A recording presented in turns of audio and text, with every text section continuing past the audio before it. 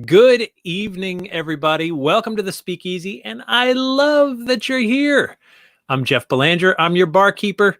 I'm here to serve you drinks, keep the conversation flowing, and hopefully introduce you to some ideas, some people that maybe you didn't know about, or maybe you knew them, but this is a different side of them.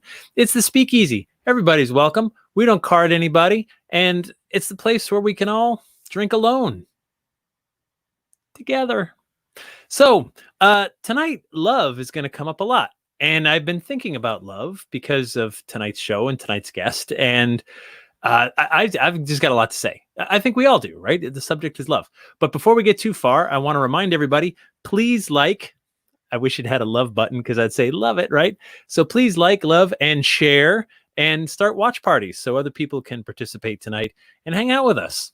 And you guys should all check in. Tell us where you're from, what you're drinking, and how you're feeling tonight about love. I want to remind you guys, this is the only Speakeasy show this week. And the reason for that, I'll show you, is because of this. This is my schedule this week. Tuesday, Wednesday, and Thursday nights, I've got programs, New England Legends programs, virtual. Here's my promise to you. If you attend all three of them, you will not hear the same story twice. All three will be entirely different stories. That's my challenge to myself this week, is to do 3 1-hour shows, all different from the other. So that's what's going on. You can go to my website, jeffbelanger.com, and you can find links on where to register. There's still a few seats left for each of these, and it's free. You can watch from wherever you are, and you can participate. It's a Zoom meeting thing. And so anyway, that's why this is the only show this week, because today's Monday. Tuesday, Wednesday, Thursday, I'm doing that. And then Friday, I need a day off, folks. I just need something, right? Know what I'm saying? So, we already got Suzette, love, bah, humbug. Oh, come on. How's it going, man? Well, I'm glad you asked. It's going pretty well.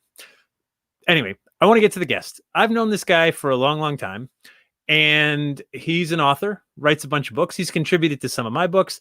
He's been one of my readers. Like when I write stuff, writers need readers. You stuff where you're like, hey, can you look at this and tell me if it sucks? And you know, the ultimate, like when you do that to one of your writer friends and they go, oh, it's nice. Like, oh, it's nothing worse than that. Anyway, Southern Oregon checking in. Michigan, tea. That's okay. You can drink tea. Connie's on too. I've got to get one of these Zoom ones. Yes, you do, Connie. You got to get to them. Anyway, so I think one of the first times we ever hung out together, we went down this abandoned road looking for some mad trucker of Copacut Road. He cracked the oil pan on his car, pretty much totaled it. Anyway, let's just welcome my buddy from Florida, Christopher Balzano. Thank you very much. Thank you. Chris, what are you drinking? I am drinking out of my Robert the Doll, because I'm in Florida, cup coffee. Right. So coffee. And I am having tea. And look what it says. Love you to the moon and back. Love you to the moon and back. Is that how you feel about me? I do. I love you. You're like that illegitimate son I always figured was out there somewhere. So if anyone here is from Metro Boston area, which they probably are, cracked my oil pan looking for the mad trucker of Copacut Road in the Freetown State Forest. The next day, like barely got home. The next day, I'm at the intersection of 95 and 93 going into Boston when the car essentially explodes with my then wife at the time and my small child in the back. So you're not very good luck for me. Although I guess I should be happy my car got into the book. So yeah. So and for those who don't know Boston, that's a bad spot. Yeah, that's the intersection of the two main highways that are going into Boston. So yeah, if you had to pick, that's in the top 3 spots you just would not want to break down in Boston. Right. And the other 2 aren't important. So Chris, I forget where we met specifically, but I'll tell a story. We were both asked to be part of a British television show. Yes. That was looking for the ghost of the Boston Strangler, or at least his victims, right? Right. I actually don't even remember, and it actually doesn't matter either to the story. All I know is that we were invited to go get interviewed inside an apartment they believe could have possibly been. Right. The worst setup of all time. Yeah, like, and the funny thing was, it was the right building, but probably not the right apartment, but the right building. Right. So anyway, doesn't matter. It didn't matter. Yeah, my favorite part of that was it was right before a Red Sox game. We were about 3 blocks from Fenway Park. Yeah. And a truck clipped a member of the crew. Yep. The guy who was holding the boom mic trying to get B-roll of Boston. Yeah. And, the guy got out of his car and was trying. Hold on. He knocked the mirror off the truck. Right. He clipped him with the mirror. Yeah. So truck hits a person. Breaks the mirror off the side of the car. The guy's okay, by the way. He's mainly okay. He's just a little, ruffled because a car just hit him. Go on. Right. And they get out, and what starts is the worst or the best example of people who have a shared language who cannot understand each other, because this guy is totally speaking Bostonese and the other guy is speaking British English, and they cannot understand each other. And I had to step in and no, okay, they didn't understand. The guy from Boston didn't understand what a country code was. So when he got the number that was 87 numbers, he didn't know how to dial it. Hold on, wait, slow down. You're jumping past some really good parts. Okay. The man who just hit the British crew member with his car jumps out and goes, "Who the hell's going to pay for this mirror?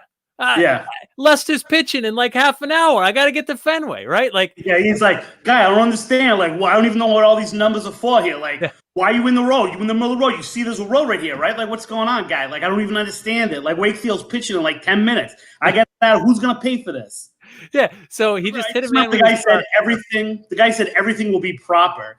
And that flipped out the guy from Boston because he was proper. I don't even know what proper means. What are you talking about? It was great. Only in Boston can you hit someone with your car, get out, and demand that they pay for the damages. Right. So it was that's the way it should be. So we go inside. Damn the British. So we're looking for the ghost, the Boston Strangler or whatever. Now, I do remember this because this is an important part of the story. It was early April. So this was one of the probably, if not opening day, soon after, the first couple of games of the season. The Celtics were playing in town, and there was probably hockey too, right? And important to the story, it's 6:30 at night, right? Early evening. And we're in there using the Shack Hack, which is the spirit box, before the spirit box. This was the spirit box. The Shack Hack cycles through, all the radio waves. Yeah. And the psychic medium from England and the host is there, and all of us misfit local ghost hunter people. And, they're just "Where are you from?" And Boston, right? And everyone's like, "Oh." Yeah. And I was thinking about Boston radio waves at 6:30 in the evening on a weekday with the Red Sox, the Celtics, and the Boston Bruins all playing games. How many Boston radio stations do you think were saying the word Boston at any given moment? Right. Boston weather, Boston traffic, Boston Celtics just went up, Boston Red Sox taking the field, Boston Bruins, Boston. It's got to be every third word. It was a demon. It was a monster. It was DeFeo, not DeFeo. I'm trying to think of what the Boston Strangler's name is. Totally killing me here. Oh my God, I just spaced on it too. Albert DeSalvo. Okay. Whew. My dad even worked on the case, and I couldn't remember the name of it. So yeah, Albert DeSalvo, and great story. So that was an early memory. So we cracked your oil pan. We found the ghost of Albert DeSalvo, not really, and we watched a British guy get hit by a car, and then the car driver demand that they pay for it. Although I'm going to say I do remember there was one moment in there where and they brought you in as the leading expert on the Boston Strangler. That's why I remember you were the goat. Obviously, people, you were the authority on DeSalvo. Yeah. And they were going through it, and it said, "How many people did you kill?" And I don't remember the exact numbers now, but it was what was said was I think it was 17, right? Yeah. And everyone was like, "No, that's not true. It was 15." And I was like, he was accused of killing 2 people in Lawrence, actually, too. And so there were these odd moments of people go and they look at, I think it was called Conversations with a Serial Killer. There are that's right. interesting moments both on the show and then that they didn't put in the show that I was amazed. I was like, well, obviously the Boston thing was absolutely ridiculous, but there were these moments where I remember we were all kind of looking around at each other being like, all right, that's pretty insane. Yeah. And the good news is I think it only aired in England, so none of our friends ever saw it, and we don't have to be embarrassed. Yeah. Yep. Or see us, they never didn't have to watch us filming it and having to walk in the building like 27 times because we weren't cool enough the first 26. So we weren't cool at all. Like we're still not cool. We're still not cool. No, but you know what is kind of cool? You have a new book coming out, and I love that it's called Haunted Florida Love Stories. Okay, so we're going to talk about love because I've been thinking about this. Chris, stay with me on this, okay? I'm with you. So, number one, the word love, I've had issue with it for quite a while, number of years now, because I'm going to be honest with you, Chris. I love beer. I love wings. I love football. Yeah. I love my daughter. And like, really, I just put her on the same plane as like wings. I've met your daughter. She's up there with wings. She's totally good. I know. So no, but like we've sort of ruined this word love because we throw it around, right? We throw it around left and right. Yet, and I was thinking about love and the paranormal. Like, oh my God, I've got so much to say. Okay, so think about this. I'm glad I inspired you. You totally have. So I've done lectures and stuff. You've done lectures and stuff. There's always like some a-hole skeptic that's like, yeah, prove it. Prove the real. Prove ghosts are real. And one of the things I try to say is like, oh God, I wish I could, but I can't. However, I can't prove that love is real either. Right. I can't. Right. I hope you felt it. I hope you felt it from like parents. I hope you felt it romantically. I hope you felt it like even from pets. My God, whatever. Right. I hope you've had it in your life, and you even though we can't put it in a jar and measure it, I hope you know what I'm talking about when you say the word. And I was reading about this article. It was like psychologists trying to define what love is, and basically they're saying it's a hunger. It comes from the same part of the brain where you're like, you want something, you want a promotion at work, you want more beer and wings, you want to run a marathon, you want that person because that person you want something that you can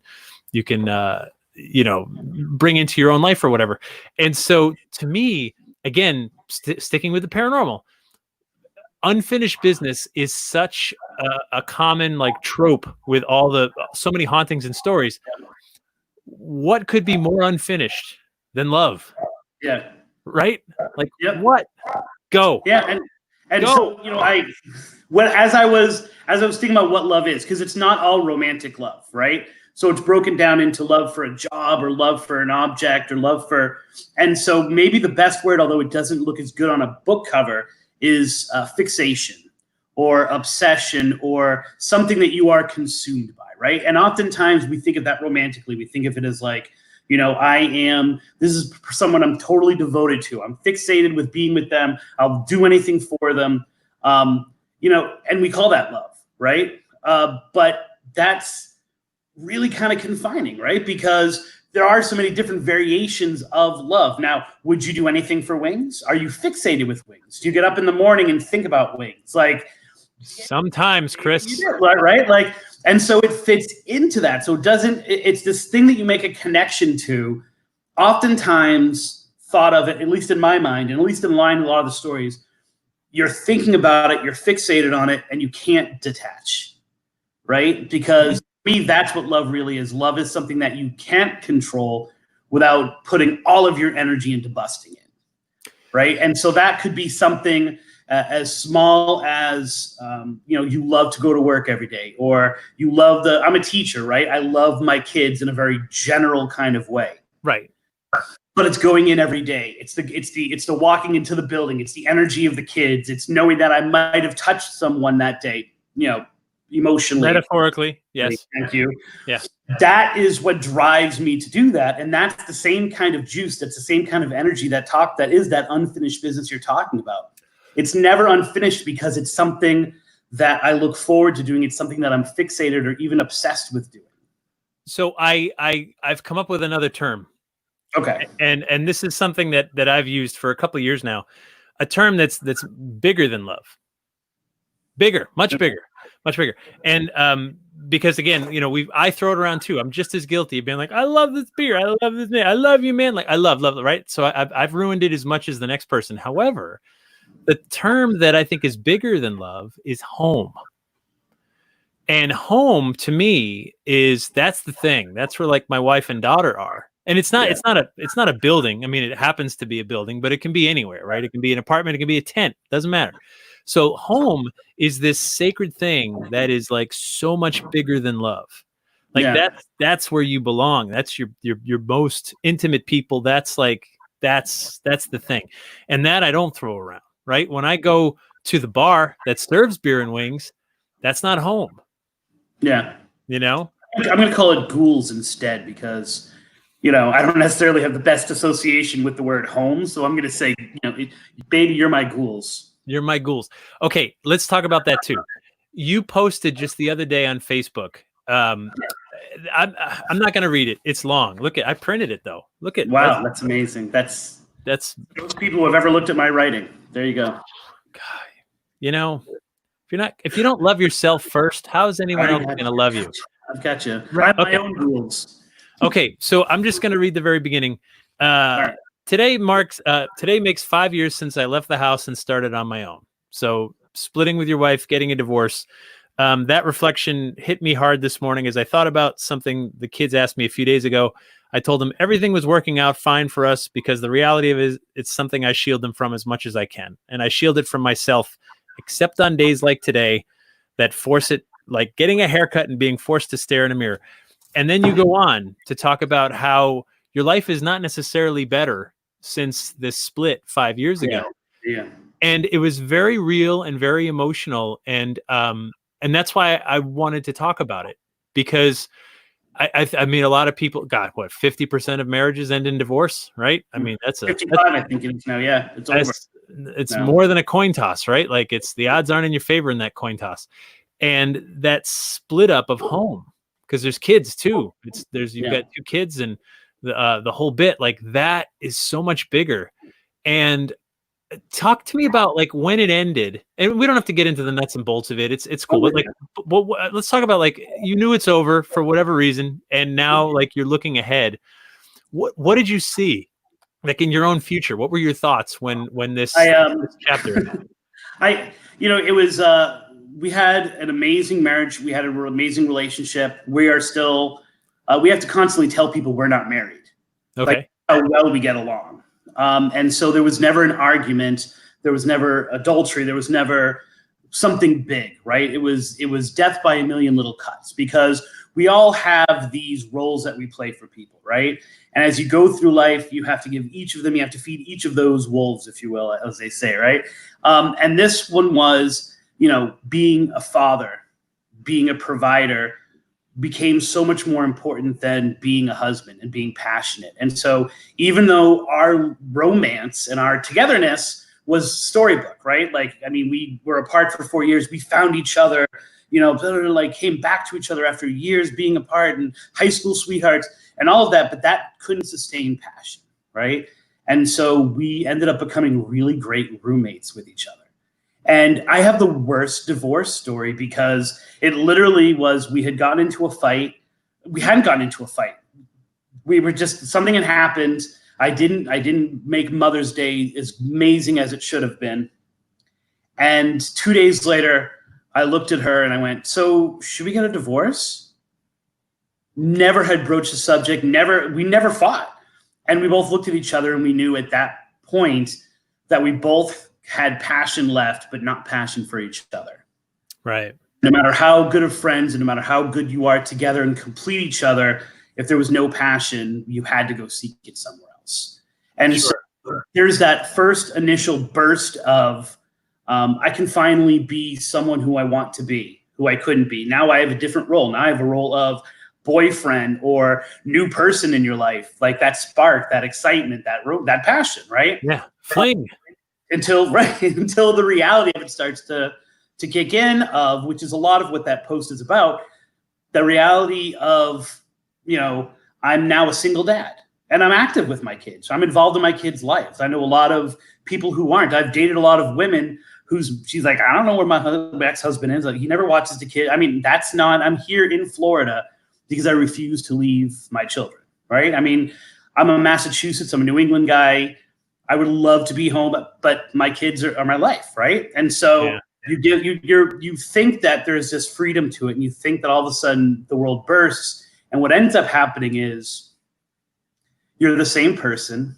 You just have half the income, half the amount of time, because everything that you do, if I wanted to go out and do my lawn, it's no longer me doing the lawn and her doing the hedges. It's me doing everything, Right. And it starts to become the reality of, this isn't as amazing as I thought it was going to be. It's new and it's different. And all these new doors are opened up for me. But along with that, doors close. And the problem with 5 years down the road is if you look down 5 years and you haven't moved forward, right? And you haven't blown things away. Oddly enough, it was sparked by we were watching the movie The Lost Boys. Yeah. And classic. There's that throwaway line at the beginning where the grandfather says, "You're the only person I ever know who didn't improve their situation by getting a divorce." Both of my son paused the movie, and both of my kids turned around to me and said, because I was watching it with my kids, "Dad, is your life better because you got a divorce?" That was the question that sparked the whole thing. And I wouldn't be doing Tripping on Legends. I wouldn't have written a new book. I wouldn't be exploring other things. I wouldn't have made some of the relationships that have sustained me and are continuing to be good friendships. But there's also that loss. And there's also noticing of when something big fails and you don't have a big thing to blame, like an adultery or, the death of a child or something horrible, then you have to start realizing part of it's you. And then you see the cycles, which a lot of what that is about is seeing these cycles and seeing these things that are continuing to hold me back. So when when I first met you, Chris, you were writing books and I was writing books, and we were doing stuff and we were starting to be at some of the same events and all that. And I was like, man, this is great, dude. You're rocking it. And shoot. And then you moved to Florida and you stopped everything. And I was super bummed for you. And I was like, Chris, man, you're disappearing. You're drifting away. Yeah. I know you're trying to do the news for Ghost Village and you were keeping up with Spooky South Coast and stuff like that. But it just felt like trying to desperately try to keep a toe in the water. And it just wasn't where your heart was. And then once you got a divorce and suddenly a couple of years, after the pain, you start the podcast. And then you start doing programs. And then you've got now books coming out again. Chris, I don't know, man, from where I'm sitting, I'm like, it's good to see you again. Right? Right. It is. Yeah, I mean, it's a lot of it has to do with Natalie, who was my co-host on the show. Yep. Not in terms of, and she added so much to the show itself, and anyone who goes back and listens to the early episodes where she's on, but it was also the confidence of it. It was also the paranormal. We've been in it long enough that we've seen the paranormal go through several different shifts. And the thing that happened to me was I was a person who was always consumed with the story and consumed with the heart of the haunting, consumed with the backstory. And it now became, I was out of touch because while I liked investigating, we were searching for stuff that we'd never have the answer to. And that was becoming popular, and that's what people were consuming, and that's what people, and it's really difficult to maintain who you are and to keep your eye on that until I walked away from it, because I felt I had no place. I had no voice because it was not the voice that I felt people in the paranormal world wanted to hear. And that's still true to a certain extent, right? So, I mean, I've moved a lot more into the legends thing and just the story, because that's what I loved first. Mm-hmm. Right. That was the very first thing I loved, with the stories. Wait, that building's haunted. Ooh, what'd you hear? And then I tried investigating, and I on occasion will still do some of that stuff, but it's just not my idea of a great time. Right. I want to go there. I want to talk to people that had the experiences. I want to be where the ghosts were and have been seen. And I want to breathe that in for sure. All that. But to sit all night in the dark with an EMF meter, not my thing. Right. Not my thing. And that's okay. Yeah. But again, and the constant pressure also to produce evidence for people, right? To justify your own experience. The idea of legend tripping, and I call it tripping on legends because it's supposed to be a play on words, because it's supposed to be wrong. You're supposed to find out some bit of information, and then all of a sudden you find a source that tells you that you're wrong with it, and admitting it, because you know what? It's a legend, so it doesn't matter whether you got it wrong because it's constantly evolving. Right. And going out there and saying that my experiences someplace are not justified because I didn't get an EVP or I didn't get it on camera, right, really starting to annoy me. And what I've found is I've had more inspirational, life-changing moments as a legend tripper and more evidence than I ever did as an investigator. Totally. Because like suddenly you don't have the pressure of like, and what sucks too, I remember doing like library programs years ago, and I always told stories, but then I'd show like a few like pieces of evidence that people sent to me, sent to Ghost Village, whatever. And like, dude, you show some orbs and people are like, ooh. And I'm like, oh, come on. We don't even know what that is, right? It's probably dust. Right. But anyway, speaking of ghost hunting and investigating, John says, Chris, I've got a copy of your book, Picture Yourself Ghost Hunting. Funny story, John and Chris, before we get too far on this. I was at some event somewhere and some woman walks up to me and she says, I got to tell you, I love your book. I love it so much. And I was like, oh my God, thank you. Like that really means a lot to me because that's those, Chris, when you write, those are your babies. Yeah. Like that's your blood, sweat, and tears. And she goes, I brought this from home. Would you please sign my book? And I said, of course I'll sign your book. I'd be my honor. And so she pulls out Picture Yourself Ghost Hunting by Christopher Balzano. And I went, oh, ma'am, I didn't write this book. I didn't write it. And she's like, well, would you sign it anyway? You edited it. You worked on the editing of it. I did. I was the technical editor, and I wrote the foreword. Yeah. So anyway, somewhere out there is a copy of your book autographed by me. So Picture Yourself Ghost Hunting. Talk about that. I get the opposite of that, which is in my classroom, I've got books by both of us, and I have to constantly have a kid pick up one of my books, start reading, toss it back on the shelf, and pull out a Jeff Belanger. And I have to go, I'm literally right here, man. Like, can you put the Nick Redford down? Can you put the Jeff Belanger down? My books are right there, but, they love you. So your podcast, of course, Tripping on Legend, which you've been doing a while now. Oh, look at that. I didn't think that would come out like that. It's kind of cool, though. Sorry, I gave you a see-through one, yeah. Like we're both. Don't prick yourself. We'll just, okay, move over. So we'll just keep this in the middle. So there you go.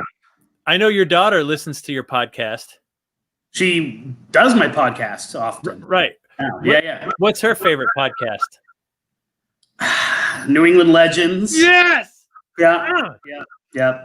It goes New England Legends, lore, a whole bunch of others, and then mine somewhere down the list. Go on. No, I have nothing more to say about that. You want me? No, I would just like to. Maybe you could have say a calendar of you in her room and no pictures of me, or you want to talk about how? John, I autographed your copy of Chris's book too. Damn it, John. Show some respect. And Tim, yes, I do charge a late fee. Now there's a cover if you come in late.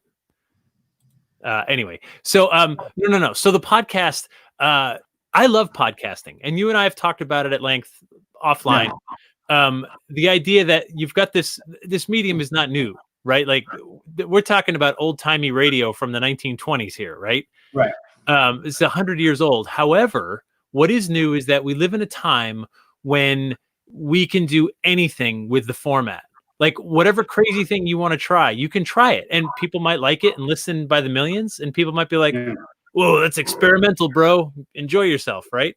What's your approach to your show? How about tell me what it was to start and tell me where it is today?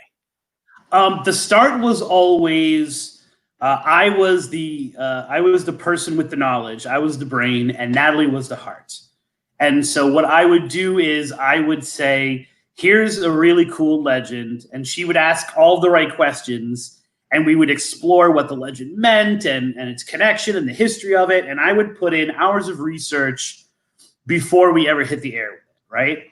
And then we would go on to the next one, and then usually 2 or 3 weeks down the road, we would actually get the opportunity to go out and we would go to the location, right? And we would always do like a Facebook Live or something while we were there, unless it was a cemetery. And then we would come back and we would do a reaction episode. And so sometimes the reaction episodes were recorded in the car on the way back.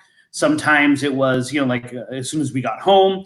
But the idea of it was, thank you for liking the podcast. The idea of it was let's explore this from every angle because it tells the story of the community. It tells the story of us as listeners, us as storytellers. And so that's the format that we always took, is that I would be the person who had the answers, who had the knowledge. She would be the person asking the right questions. She would be, as Tim Weisberg always says, she was the avatar for the audience. Like, oh, wait a minute. And she would always ask the right questions or spark something that I wouldn't have thought of, being the intellectual side of it. Yep. And we would talk about our experiences. We would talk about what happened when we got there. And how about, and so one of the questions that you brought up, hold on, before we jump to today, that you would bring up within the podcast is that people weren't quite sure if you two were also romantically involved. Yes.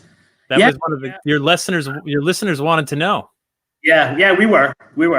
Yeah. And we and that kind of fueled it, like that was what we would do as a night out. We would go and we would do these things. And then even after that ended, we continued to do the podcast and as long as we could. But to be honest with you, it's the question that I'm not sure how often you get asked, but as a former investigator and a legend tripper, I get asked this all the time, which is, does anything ever follow you home? And what I discovered was that no, very rarely, only maybe 3 times has something legitimately impacted me in my home after a legend tripper and investigation, but she was a magnet. And so her house became crazy. So, there's obviously a part of it was the fact that we were no longer romantically involved with each other. But since she stopped, she's like, my house is quiet. I can actually have a good night's sleep. My fire alarms don't go off anymore. My kids don't see things in the house anymore. And so I don't know if I would ever do the legend trip part again, but there's a seduction to the research of it. Because once you start falling down rabbit holes, especially if you're into history, especially if you're into folklore and sociology, like it becomes addictive. Finding that stuff and finding that moment. I remember when I was writing Dark Woods, and I found that William Sassaman, the person whose murder sparked King Philip's War, was the person who signed over Freetown in the first place, the Freetown Purchase. And that little bit of information that person, geeks like me, I still, to this year, 15 years later, I'm still dining that I found that fact in an obscure book. Like, it becomes addictive. So I think every once in a while, she has to intentionally not watch what I'm doing because she knows that there's like that. Like, oh, wait a minute, I would love to know that, like I would love to go down that path with you, but totally. No, I get it. Like today I was working on my next podcast episode, and there was one throwaway story about like this double murder, and one source said it happened in this particular place. And I'm like, oh, if it did, that's amazing. But if it didn't, was it close enough? And it turns out, like, you know what I mean? Like, after 200 years, streets get renamed and moved and all kinds of things. But anyway, it was really intriguing to like, I spent 2 hours, and 2 hours I did not have, by the way. Like, you're like, oh, I'll be done in like an hour and a half. And like 2 hours later, you're still looking on one fact because you're just locked on it.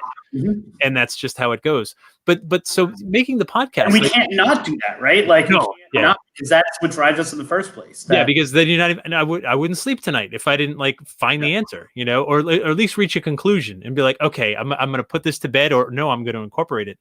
So, anyway, making podcasts, it's a passion. Like, I get it. Like, you're a storyteller, and your podcast, you've got a following. You've talked about how you do it, but I don't mean to brag, but I got a little comment here. Suzette says she listens to my podcast and she falls asleep. Oh, thanks. Yeah. It's something about it's your voice. That does it, not the content. Go to sleep. Go to sleep. Yeah. Okay. Oh, look, this one has a swear in it. Chris's book on the Freetown State Forest is the S word. All right. Okay. Thank you. You're welcome. Thank you. I know, Gil. Okay. Thank you, Gil.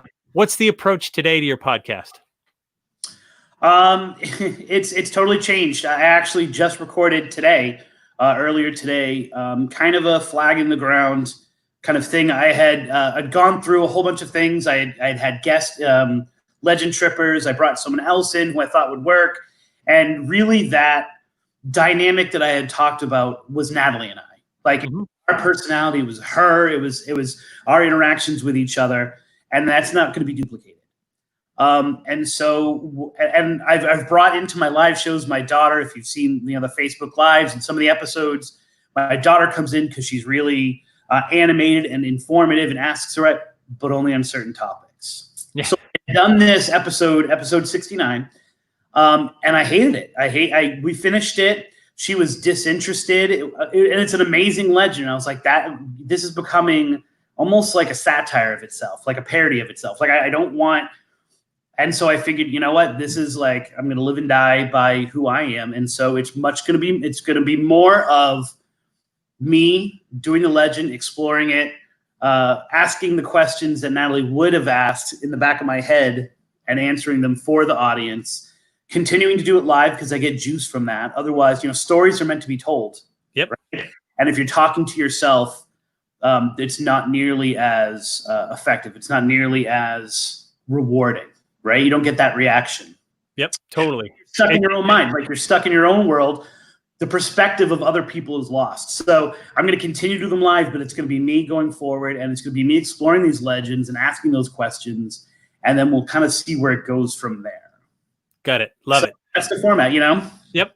And so you mentioned earlier about stuff following you home. Bruce has a question. Bruce Wells, can something follow the people home who watch paranormal shows at home?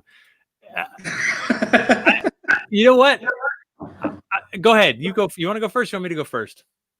I'm going to go first. Okay. That's the way you don't say what I say, and then I can't say what I say. Oh, go ahead. Fine. Fair enough. I'm just being another Jeff Belanger. So I think that they can. I think that if you are watching something, I don't think it's the specific thing that you're watching on television, but I think interest in the paranormal draws the paranormal to you. Right. And it's one of the things when I used to go into a home to do an investigation, I would always be very careful to look at the bookshelf. How many Jeff Belanger books do they have? Like, do they have the entire first 3 seasons of Ghost Hunters in there?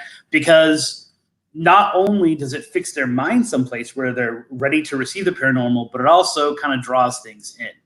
And so I think that it's possible for an obsession with the paranormal and an obsession with the occult, an obsession with things unexplained, for you to become that light that the moth really wants to go to. Yeah, no, I don't want to just repeat what you said, but yeah, if you start opening up to it, it's probably stuff that's around you anyway. The show is just kind of got your mind in a place where you're a little more receptive. Yeah. Oh, look, this comment from Nancy. Hope you both end up on Midnight FM. What's up with that? Our friend Chris Balzano, we've known him and worked with him for years and years. He's never had me on. Yeah, I've been on. Oh, well, geez, Nancy, I guess that's just one of us that hasn't been on. All right. So if you're a subscriber, go to the movie curses episode. That's Tim and I talking movie curses for 3 hours. It's really good. So 3 hours. Hey, Jeff, have you ever explored America's Stonehenge in Massachusetts? No, because it's in New Hampshire. It's in Salem, New Hampshire. I have been there. It's an amazing place. A calendar. Looks like it's an old ancient calendar. Chris, you've been there, right? I haven't actually. You used to live really close to there. Well, right. I mean, not really though. I was closer. Well, right, but like 30 minutes. Having lived in New Hampshire for 7 years, 8 years, or 13 years, I avoided New Hampshire as much as I possibly could. So wow. The closest I came to it was when I was at a wedding. I was in a wedding. I was an usher at a wedding that was in the town that it's in. Because I think it's in like Homestead or Hampstead or something. It's Salem. It's in Salem. It's in like the town next to it. Winstead is right next to it. All right. Something like that. Yeah. So anyway, all right. But actually, I've never been there before myself, but it's a cool place. Okay, let's shamelessly plug your book now. Haunted Florida Love Stories, part of the Haunted America series. So we talked earlier about like love is the ultimate unfinished business, and we connect. Here, let's move over a little bit. No, you go that way. All okay. Right. Wait, turn and look at the book.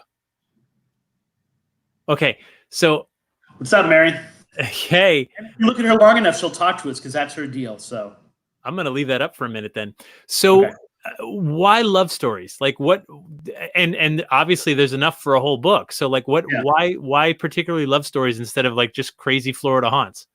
And actually I've got enough material that if they don't go with my next idea, I have enough for Haunted Florida Love Stories Part 2. I mean, and there's that many stories and that many twists on it. it was one of those things where I didn't. We have, like I said, 69 episodes of Tripping on Legends. Mm-hmm. Mention probably another 40 live episodes or little cuts we've done, little mini episodes, whatever. And when you see them played out on a table, like when you see them, themes develop, right? So these ideas come through. And love was just a natural idea. Like it kept being, take Silver Springs. Silver Springs is a place. It was Disney World before Disney World, right? It has 4 different legends of who these ghosts are, and every single one of them is involved with love somehow, right? So whether people think, there you go, there's Silver Springs right there, that's a picture of what they call the Bridal Chamber. Okay. Bridal Chamber, which is now called the Abyss because, am I looking at it now? Nope, the other way. All right, there you go. Yes. Make me show my chin, brother. What are you doing? So I, people are experiencing there. And if you talk to anyone, while we were there, I was actually there 2 years ago tomorrow. We spoke to at least 8 people who worked there. Mm-hmm. All 8 people had a ghostly experience or knew someone who had a ghostly experience and talked at length about the ghosts there. None of them mentioned love at all in their stories. But they all had unexplained experiences. And what happens is when we then look to justify, or we then look to understand, right? The paranormal doesn't happen to the average person. The average person doesn't go out looking for this. You fall back on stories that you know, right? Or tales that are familiar to you or that are comforting to you. And what's more comforting than a love story, right? Sure. Idea, and we know it. We all know Romeo and Juliet, even if you haven't ever read Romeo and Juliet or seen Romeo and Juliet. You know the basics of it. We know the basics of this. It makes sense that people commit suicide because they love somebody so much, no matter how weird that is. And we've experienced that. We maybe know someone ourselves. These stories are around, right? They're archetypes. Mm-hmm.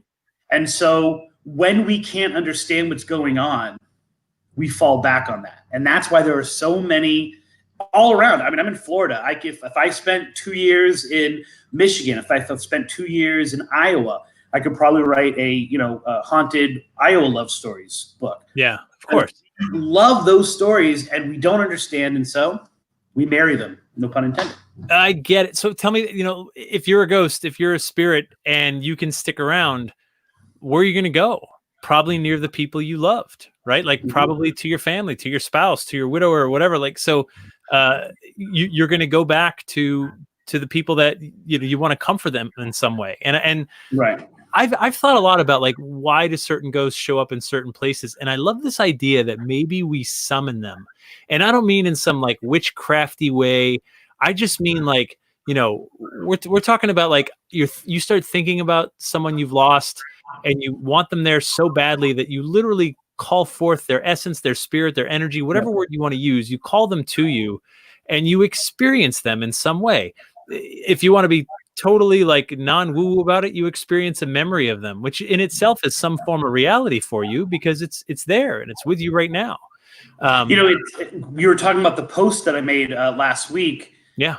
And at least 3 of the people who responded to that responded with advice of working on focusing my intent, right? And we're coming out of the secret generation, right? So they took The Secret, which was all about the idea of intent, but it was kind of freaky for some people and cult-like. Yeah. And so kind of shaved a little bit off of it. They've added a little bit more Eastern religion, and it's something that's been thrown back, not in a bad way, but like given back to us. And it's really, I think, influenced the way people think about the paranormal or ghosts or whatever, because it is intent, right? Like if you are, and I'll take both a positive and a negative. If you are consumed with the love of someone who's died, do you bring them back? So this weekend, and people want to go to my Facebook, which is Facebook.com/Tripping on Legends. There is there's a link from your website. Yeah, this isn't on the website. It's on my Facebook. But there's a link. There's a link. On the Facebook, I posted this picture that I got I'm working on a book on Ocala, and it's this cemetery which has a really great legend attached to it. This has nothing to do with the legend, But in there is a headstone of someone who died about a year ago. He was 32 and he died. And in front of the headstone, they've built essentially a swing, right? So they can sit on it and they can swing on it. There's a blanket there. Now, I live in Florida. It's supposed to rain every day, right? The blanket was dry, which meant they had been there recently.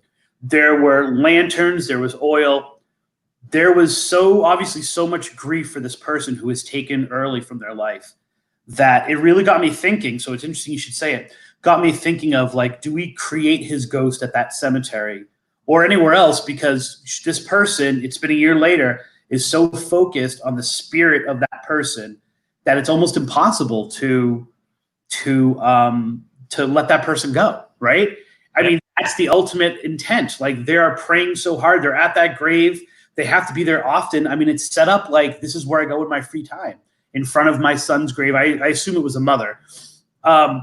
And along with that, and this is the scary part, if you believe these things, it makes you open to the things that are not as nice.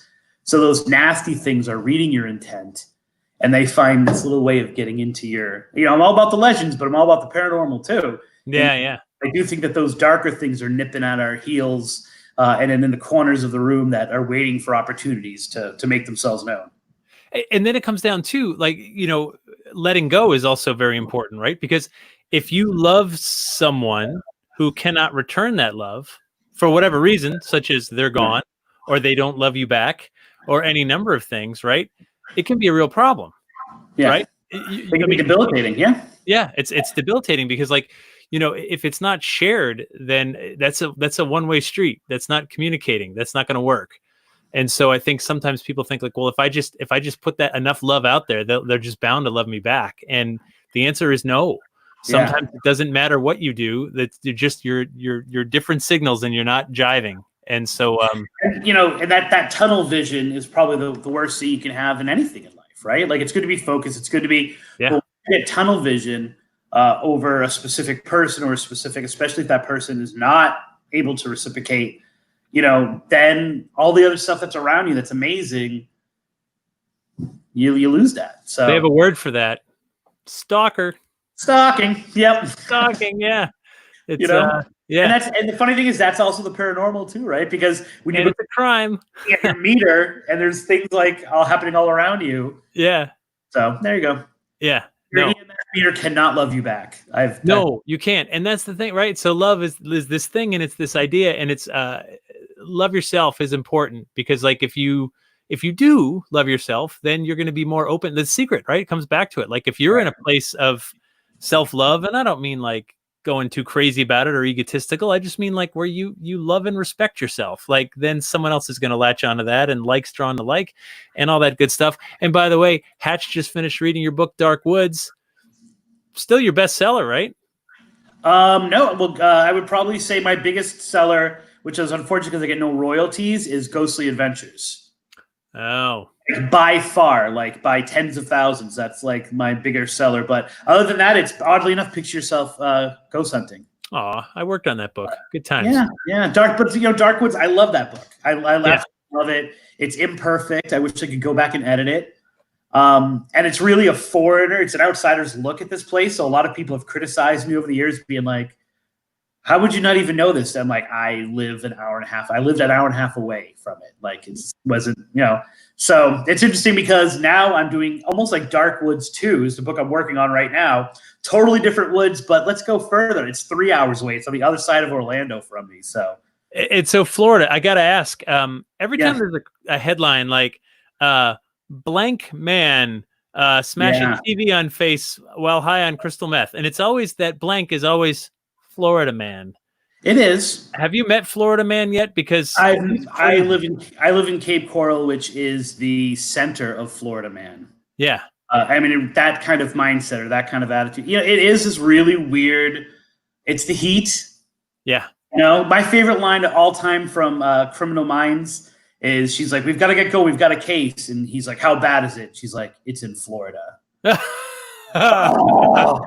No, that's my life every day. You know what I'm saying? Like, I just have to be like, what is going to happen next? So, but it's also a really big state. And You should be. I know it's huge, and you should. I mean, you should be the most haunted. Florida man alone should give you ghost stories for like 6,000 books. yeah, Right? well, it's you gotta be sensitive to some things though, because some people are like, but that's That's my cousin. and it's interesting, like, coming from Massachusetts, I totally had that chip on my shoulder of like, dude, we started this whole country, like it's us. Yeah. What are you doing?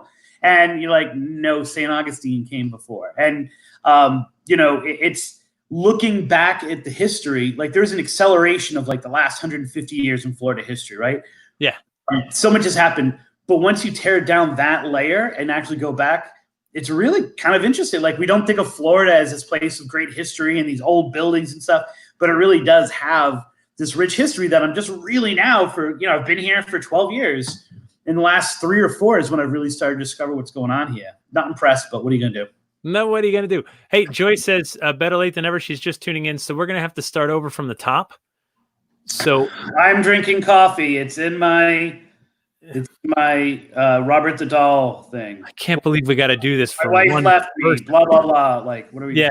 Love you to the moon and back. I'm drinking tea. Oh my God, Joy. It starts at 7 promptly. Yeah, I don't understand what you could have been doing that you weren't. Yeah, like we were right here. We were here waiting. Yeah.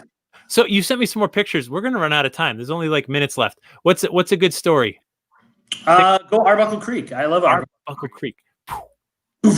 There you go. Look at that. Look at that. Yeah, that's a great picture of 2 bottles on a driveway. That's actually a loading dock, like a boat dock. Okay. It's like a little thing you drive into, and then I'm pointing at the screen as if I could impact the screen. Go to where those signs are. That's where you could technically launch a boat. Okay. To the right of that picture is where Arbuckle Creek Bridge is. And you didn't take a picture of the bridge? Why? There are pictures, but it's not nearly as interesting as that one. That one tells the whole story because in those 2 bottles, yes, are a love potion. Ooh. Potion that I mixed up myself. So the legend on the bridge goes that a man wanted a love potion. He essentially went to the witch of the town. Yep. And asked her to make one up. And on the night that they were supposed to make the exchange, she said, the price is your firstborn child. That's fair. So the man was enraged. Yeah, depending on if it's a masculine child. The man was enraged. They got into a fight. She fell off the bridge. She was what do you call it? Through a tree, impaled on a tree. And let's put it this way: if you've been listening to the entire show, my old co-host and I went there and drank the love potion, and it didn't work. We're still broken up. So I don't know if you want to buy it. Anyway, so it's this story of him buying this love potion, then him killing her, and then he weighs her body down. And she continues to curse and haunt the town. And so over the course of the last 50, 60 years, people have seen her on that bridge. People have, so what happens is like we don't appreciate this in New England, right? Because our towns have been around forever. But the history of Florida is a history of failed towns, especially like Central Florida. And I'm talking Central Florida this way, not this way. Towns rise, towns fall. Towns become ghost towns. New towns get plowed over. The government comes over and takes the land. This town, it's got the worst name, Lorida, Florida. And you're my band. And the town failed, right? Yeah. And so people were trying to figure out why the town was failing, and so they blamed it on the witch. And so they found where supposedly she used to live, and they burned the house down, and all these things, but they couldn't stop it from happening. And so the town fails. It's pretty much a ghost town now. There's nothing there except for this bridge still remains. And so the essence of legend tripping and tripping on legends is we wanted to go there and we want to try to connect not only with the witch, but also, and here's kind of a twist on it, over the years, people have seen a man and a younger child also at the bridge. And so our theory was this is potentially the man, the murderer, and his son. He still has to kind of give up his firstborn child. Like their ghosts are stuck there too. Yeah. So cool. So we decided to make a love potion. And the first episode, if you're going to go back in the podcast and listen to it, the first episode on it is an entire half hour talking about the most disgusting love potions in the history of mankind, most of which involved either taking something from a really unspeakable body part or rubbing ingredients on an unspeakable body part to create it. By the time we got there, I contacted Marla Brooks. Mm-hmm. She gave me a much more palatable love potion to make. The only problem was we were making it, and the idea was you were supposed to mix it and chant for like 4 hours while it brewed down. But I didn't have that kind of time. Who so does? what I said was, Alexa, play love songs from the 80s. Yeah. Oh, and perfect. pretty much I spent, the time listening to the Scorpions and Alexa. Did she just start? Stop. Alexa just went off. Alexa, play New England Legends. No, Alexa, stop. Alexa, play the New England Legends podcast. Alexa, don't play the New England pod. Okay. Alexa, listen to me. I'm your new master. You have to play. Alexa, stop. This is my time. Yes. Time down here. Alexa, only listen to my voice. I'm your new master. No, she's not responding. You have to like Batman, actually. It's pretty much voice in this. Sorry. Anyway, carried away. It was a very fun little thing, and it was this whole and by the time that we got there, it became much more about this is potentially someone who was murdered. Regardless of whether this woman actually existed, instead of it being a cool witch love potion thing, it kind of became so we went there and we tried to honor her as a witch and do witchy things, and we made a protection circle, and we did have a really intense moment while we were there. But, the love potion didn't work. We broke up 2 weeks later. So, but we got a good story. And like I said, we had a really good paranormal experience. So shouldn't have played 80s. You topped out. That's why you didn't put much effort into the potion. Therefore, you didn't. Oh, I can't imagine much more devotion and dedication than. We're setting other people's Alexas up. Alexa, play death metal. Yes. To stop. Come on. You guys are no. Alexa, play your death metal. Fine. I can't find the song. Death metal fine. Death metal fine. There's no. Death metal fine. It's looking for it. That's funny. Fine. Damn, Chris. All right, we have a minute left before we go. Just take me down to the Florida Keys because there's a doll. Yeah. Yeah, there he is. Robert, we know there you've got the mug. I've got the love you to the moon and back. And if you go take Robert away. Oops, sorry. Yep. Okay. And there he is. Oh, he's over here. There he is. Yeah. One of my new partners made that for me. So, Robert the doll. Yeah. Rock star. Did you take that picture? What'd you say? Did you take that picture that you sent me here? Yeah. Did you ask his permission to take that picture? I did both. So the one that you're seeing right now is one that I asked him for. That's actually in Haunted Objects. Yep.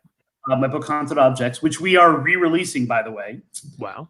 Look for that. I asked for the picture. It is a really insane, great story. It's in the book Haunted Love Stories too, because it is a story of obsession, right? It is the story of, can you love something so much or become so obsessed with it that you yourself make it haunted, which is kind of what we were talking about before. Or, obviously there's another angle on that story that, a voodoo priestess was in love with the father. And so, it's, I think by law, if you make a Florida book, you have to put Robert in.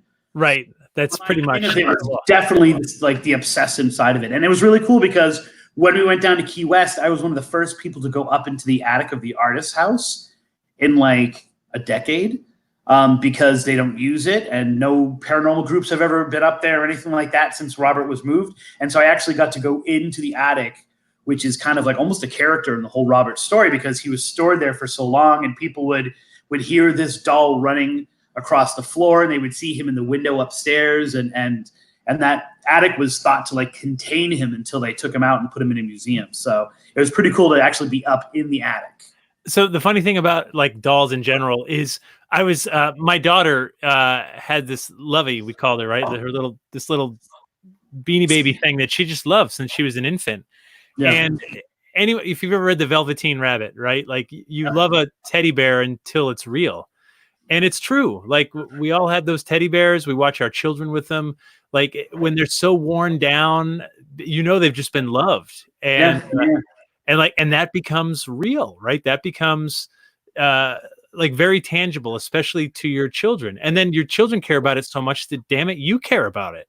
You know? And then the opposite happens sometimes, which is you care about it so much, and then you want to give it to your child, and to them it's just nothing. And you're like, no, that's bad news bear. Like, what are you doing? Because they loved it into reality. And that's a real thing, right? Love can make something real. And that's the power of it, man. So is this where we start seeing Tesla?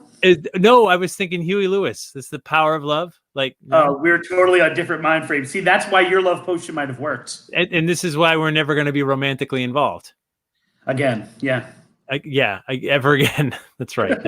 There was that. Chris, congratulations. The new book is coming out in September. It's available for pre-order now, and that's really cool. If you want to check out his website and all the things he's doing, links to his social media, and of course his weekly podcast. Well, not weekly, whenever you get to it, which is often. It will be weekly now. Will be weekly. Tripping Out. Now it has to be because I just said back on track because I threw my hat over the wall. Yep. Tripping on Legends. Congratulations on that. Still growing and going. You can, of course, get it wherever you get your podcast. Find it. You can subscribe for free. Yay. And of course, if you want to tip your bartender, Venmo and PayPal tips are accepted because, Chris, this is where we're at in this pandemic economy. Oh, please. So, all right, I got you. No, that's cool. That's how this goes. And everybody, thank you guys for watching. Again, this will be the last show for this week because I've got all these things coming up. Check out my website. You can go to all of them. They'll all be different stories where I tell weird tales from old New England, and it's a lot of fun. So, Chris, any parting words? Last, Alexa, play Huey Lewis in the News. That's the power of love. Alexa, play Huey Lewis in the News, Power of Love. You got to do it in the Batman voice. George Harrison Radio, I guess, is what we're going to have to do. Oh, well, we tried, I guess. Anyway, Chris, thank you, brother. Be well. Be safe. Thank you very much for having me on. Your post really touched me, and things are going to be good, man. I believe. Thank you. I believe it too. So. All right, everybody, until next time, please, please, please be safe, be kind, and take it easy.